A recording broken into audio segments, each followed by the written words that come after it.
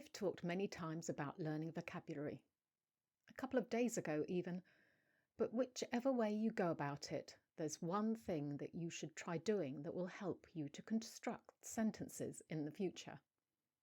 That thing is to concentrate on phrases rather than words. You may have heard people say this before, and rightly so, because words are never used in isolation. Well, apart from commands. Those can often be just one word. And perhaps very simple questions like why, or yes and no. Anyway, the thing is, when I think of phrases, the first things that come to mind are sayings, colloquialisms, things that are out of the norm. And you might have that instant reaction too. This advice doesn't really mean that. It means things like saying my name is, or I'm going to the shops, or any other phrase that you might have to say on a regular basis, or in meeting someone new. This, of course, is extremely useful, but it's probably not the kind of thing you're going to see a lot when reading. My favourite way of learning vocabulary. So how can you use that to learn phrases? Well, you have to get used to noticing things when reading.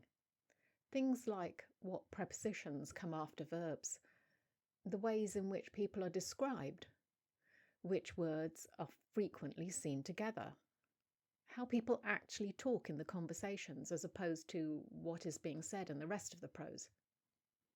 It doesn't mean writing these things down, but if you're reading an ebook, or even if it's a paper book, as long as you own it, you can highlight the text. Just this action focuses your brain on the phrase and gives you pause. And you can do this multiple times with the same phrase, which will really help to cement it in your brain, rather than adding it to a list. You may not have it in your active vocabulary after doing this, but it will be much more likely to exist in your passive vocabulary.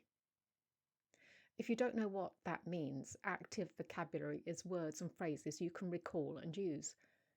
Passive vocabulary is things that you recognise when you hear or see them, but if you needed to use them, you'd have a hard time dragging them out of your brain.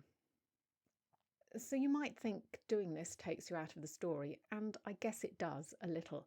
But when you're reading in a foreign language, it's never exactly like reading in your own language. You will always be pausing a little when your brain comes up against a verb you don't know, for example, while your brain works it out from all the other clues. And if you look something up, that will pause you even more. But once you get used to this, it won't take you out of the story as much as you think.